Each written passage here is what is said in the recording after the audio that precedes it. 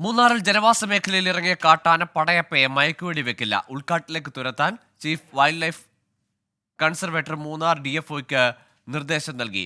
Drone ഉപയോഗിച്ച് നിരീക്ഷിച്ച ശേഷം ആനയെ കാട് കയറ്റും. ദൗത്യം ഇന്ന് തുടങ്ങും. രാഹുൽ വിജയൻ ചേരുന്നുണ്ട് വിശദാംശങ്ങളുമായി. ഇന്നലെ മന്ത്രി AK ശശീന്ദ്രനാണ് രാഹുൽ പറഞ്ഞത് മയക്കുവെടി വെക്കുന്ന കാര്യം ആലോചിക്കുന്നുണ്ട് എന്ന്. പിന്നീട് ആ തീരുമാനത്തിൽ അല്ലെങ്കിൽ ആ ആലോചനയിൽ നിന്ന് പിന്നോട്ട് പോകാനും ആനയെ കാട് കയറ്റാനുമുള്ള നിർദ്ദേശത്തിലേക്ക് വന്നത് എന്തുകൊണ്ടാണ്? ഗൂഗിൾ മയക്കുവെടി വെക്കുക എന്നുള്ള ഒരു അന്തിമ തീരുമാനമായിരുന്നില്ല. കഴിഞ്ഞ കുറച്ച് ദിവസങ്ങളിലായി പടയപ്പം മൂന്നാർ മേഖലയിൽ വലിയ തരത്തിലുള്ള ബുദ്ധിമുട്ട് ഉണ്ടാക്കുന്നുണ്ടായിരുന്നു. വഴിയോര കടകൾ ഉൾപ്പെടെ തകർക്കുന്ന ഒരു സാഹചര്യം ഉണ്ടായിരുന്നു. ഈ പശ്ചാത്തലത്തിൽ ആനയെ ഉൾവനത്തിലേക്ക് തുരത്താനുള്ള നടപടി സ്വീകരിക്കുമെന്നാണ് മന്ത്രി പറഞ്ഞത്. പിന്നീട് ഒരു രക്ഷയും ഇല്ല എങ്കിൽ മയക്കുവെടി വെച്ചേക്കാം എന്നൊരു തീരുമാനം എടുക്കും എന്ന് പറഞ്ഞതാണ്. പക്ഷേ ഇപ്പോൾ എന്തായാലും മയക്കുവെടി വെക്കാനുള്ള ഒരു തീരുമാനത്തിലേക്ക് വനംവകുപ്പ് നീങ്ങില്ല എന്നുള്ളത് CCF ഉൾപ്പെടെ വ്യക്തമാക്കുകയും ചെയ്തിട്ടുണ്ട്. ആനയെ കൃത്യമായി നിരീക്ഷിക്കുകയാണ്. ഡ്രോൺ ഉൾപ്പെടെയുള്ള സംവിധാനങ്ങളുടെ സഹായവും ഈ ആനയുടെ നിരീക്ഷണത്തിനായി ഉപയോഗിക്കും. പ്രത്യേക സംഘത്തെ നിയോഗിച്ചിട്ടുണ്ട്.